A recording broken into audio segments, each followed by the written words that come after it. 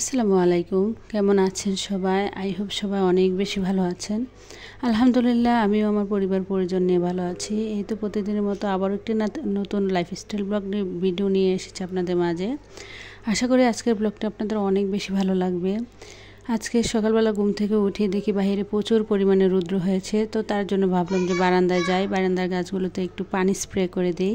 তো অফ ক্যামেরাতে আর কি বারান্দার গাছগুলোতে পানি স্প্রে করে দিয়েছি। তো বারান্দার সৌন্দর্য উপভোগ করে তারপরে চলে এসেছি সকালে নাস্তা রেডি করার জন্য।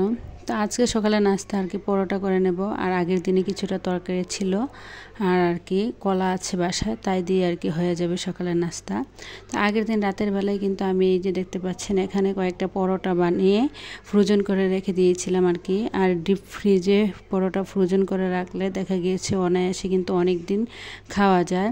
তো তার জন্য আর কি অফ ক্যামেরাতেই আর কি এক এক করে সবগুলো পরোটা ছেঁকে নিয়েছি। তো এখানে নাস্তাগুলো রেডি করে নিয়েছি। তো অলরেডি এরই মাঝে কিন্তু আমার ছেলেরা নাস্তা খেয়ে চলে গিয়েছে। তো এখন আমি আর আমার মেয়ে একা আছি বাসায়। তো আমরা দুইজনে মিলে আর কি নাস্তাটা খেয়ে নেব। তো ভিডিওর এই পর্যায়ে এসে যে সকল প্রিয় আপু এবং ভাইয়ারা আমার ভিডিওটি দেখছেন, প্লিজ ভিডিওটিতে একটি লাইক দিয়ে অবশ্যই কন্টিনিউ করবেন, কারণ আপনার একটা লাইকই পারে আমার ভিডিওটি আরও অনেকের কাছে পৌঁছে দিতে, এবং কি আপনার একটা লাইক আমার কাছে অনেক বেশি মহামূল্যবান। অসুস্থ অবস্থায় সংসারের কাজকর্মগুলো সকাল থেকে একদম সন্ধ্যা পর্যন্ত যেভাবে একা হাতে গুছিয়ে করি, তাই আর কি আজকে আপনাদের মাঝে শেয়ার করব। তা আসলে সুস্থতা যে আল্লাহর কত বড় নেয়ামত, মানুষ কিন্তু অসুস্থ না হলে কখনোই বুঝতে পারে না। তো আজ কয়েকটা দিন যাবৎ মানে আমার প্রচুর পরিমাণে মাথা যন্ত্রণা এবং কি প্রেশারটা একদম লো হয়ে আছে। আর মোট কথা কি বলবো, একেবারেই ঘুম হচ্ছে না। তো যার কারণে আসলে ভিডিও ঠিকমতো দিতে পারছি না।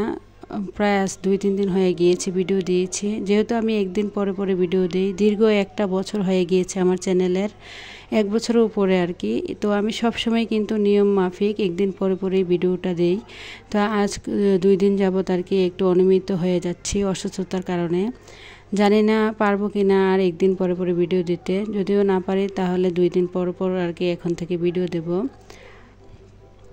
আর যদি পারি তাহলে আবার আগের নিয়মেই আর কি ভিডিও দেব। আসলে অসুস্থ থাকলে বোঝা যায় মানুষ কত বেশি মানে একদম নিরুপায় হয়ে যায়।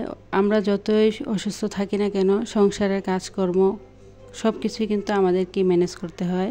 পৃথিবীর সব জায়গা থেকে ছুটি থাকলেও কিন্তু সংসার নামক জায়গা থেকে কোনো ছুটি নেই।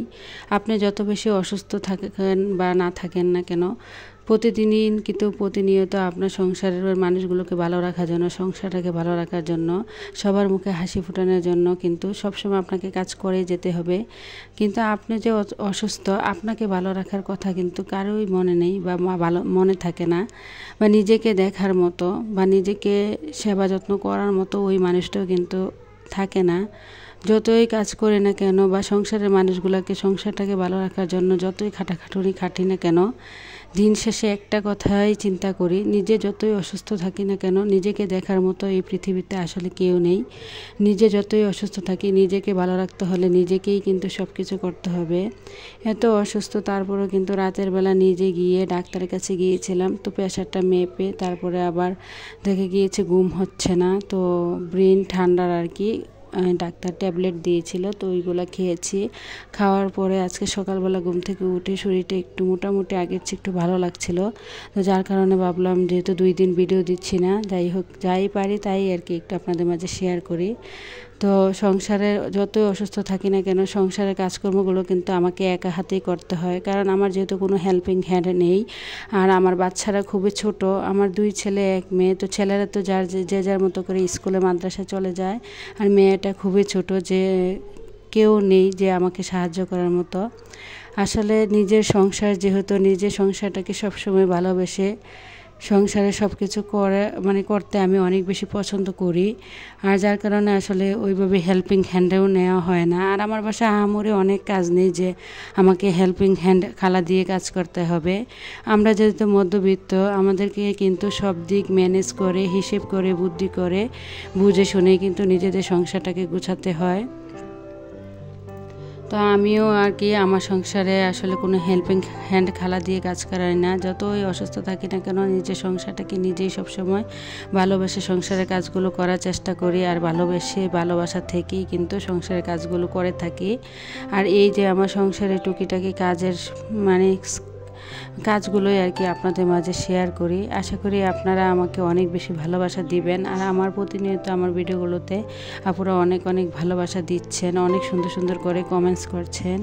বাংলাদেশি লিপি চ্যানেলে বাংলাদেশি ব্লগার লিপি আপু আর কি, যে আগের ভিডিওতে আমি একটা ডাইনিংয়ের ভিডিও দিয়েছিলাম, তো আপু বলেছিল যে আপু তুমি পারলে এই যে ডাইনিং টেবিলটা এখানেই রেখে দিও, তাহলে কিন্তু দেখতে অনেক বেশি ভালো লাগবে।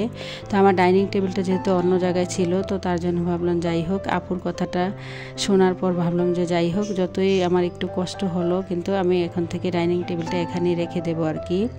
তো বেশ কয়েকদিন আগে আর কি হ্যান্ড ওয়াশ এনেছিলাম, তো হ্যান্ড ওয়াশ শেষ হয়ে গিয়েছে, এখন এক এক করে আর কি রিফিল করে নেব। অফ ক্যামেরাতে আজকে তেলটাও রিফিল করে নিয়েছিলাম। সকালে যখন পরোটা বাজতে এসেছি দেখলাম যে তেল নাই, তার জন্য আর কি। আর আমি কিন্তু সবসময় মানে সরিষার তেলটাই আর কি খাই। আমার যেহেতু মানে অ্যাসিডিটির সমস্যা অনেক বেশি, গ্যাসে প্রবলেম করে, তো যার কারণে আসলে আমি সরিষার তেলটাই আর কি সবসময় খাওয়ার চেষ্টা করি। আর সয়াবিন তেলটা আসলে আমি অনেকটাই অ্যাভয়েড করে চলি। তো যাই হোক, আমাদের সংসারে যতই কাজ করি না কেন, যত কিছু করি না কেন, দিন শেষে কিন্তু আপনাকে একটা কথাই শুনতে হবে, সারাদিন বাসায় বসে কি করো, কি কাজ আছে বাসায় তো কোনো কাজই নেই, শুধু রান্না করো আর খাও আর ঘুমাও, তাই না আপুরা? আমাদের মেয়েদের জীবনটাই এরকম। যতই পরিশ্রম করি না কেন, সংসারের মানুষগুলোকে যতই ভালোবাসি না কেন, নিঃস্বার্থভাবে কিন্তু আমরা আমাদের পরিবারের মানুষগুলোকে ভালোবেসে থাকি। নিজে সুস্থ থাকি বা অসুস্থ থাকি কোনোটাই কিন্তু কেয়ার করি না, শুধু সবসময় চেষ্টা করি অন্যদেরকে কেয়ার করার জন্য। তারা কিভাবে ভালো থাকবে, কিভাবে সুখে থাকবে, কিভাবে তাদের ভালো হবে, কোনটাতে তারা খুশি হবে, সবসময় পরিবারের মানুষদের মুখে খুশি ফুটানোর চেষ্টা করি। কিন্তু দিন শেষে দেখেন তারপরেও কিন্তু কত কথা শুনতে হয়।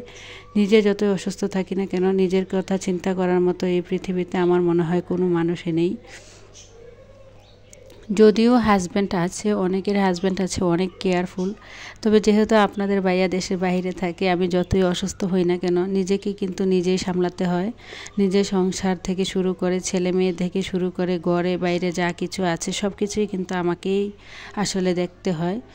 অসুস্থ থাকলেও কিন্তু শুয়ে থাকার কোনো মানে ইচ্ছে শক্তি থাকে না, কারণ মনে হয় যে যদি আমি শুয়ে থাকি তাহলে আমার সংসারটা চলবে কিভাবে, আমার ছেলে মেয়েদের অবস্থা কি হবে, তাদেরকে অন্ততপক্ষে যতই অসুস্থ থাকি রান্নাটা করে হলেও কিন্তু আমাকেই খাওয়াতে হবে। তো যাই হোক, এদিক দিয়ে ভিডিও মানে আপনাদের সাথে কথা বলতে বলতে কিন্তু সংসারে অনেক কাজ করে নিয়েছি, ঘর দরজা পরিষ্কার করে, পুরো বাসা পরিষ্কার করে ক্লিন করে নিয়েছি। তো এদিক দিয়ে আর কি একটু বাজারে গিয়েছিলাম, তো কিছুটা ছোট মাছ নিয়ে এসেছিলাম। ছোট মাছ বলে কথা, কি বলবো, যেদিনই বাসায় মাছের বাজার মুরগি বাজার নিয়ে আসা হয় ওই দিন যে এত বেশি ঝামেলা থাকি, তো যার কারণে আমি সবসময় চেষ্টা করি যেদিন শুধু মাছের বাজার করব শুধু মাছের বাজারে করি, যেহেতু একা হাতে সামলাতে হয়। আর হেল্পিং হ্যান্ড খালাও যেহেতু নেই, চাইলেও কিন্তু আমরা সব কিছু করতে পারি না, যেহেতু আমরা মধ্যবিত্ত, তো নিজেদের কাজগুলো কিন্তু নিজেরাই করার চেষ্টা করি। তো এই যে ছোটো মাছগুলো কাটতে প্রায় আমার 1 ঘন্টা সময় লেগে গিয়েছে। আমি কিন্তু আহামরি ছোটো মাছ ভালোভাবে কাটতে পারি না, যদিও ছোটো মাছটা আমাদের সবারই কিন্তু অনেক বেশি পছন্দ, তবে কিন্তু ছোটো মাছ কাটা অনেক বেশি কষ্টদায়ক।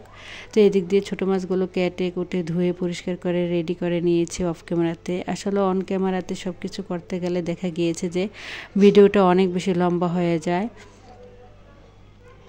তো যাই হোক, আজকে করলা ভাজা এবং কি ছোটো মাছ রান্না করব।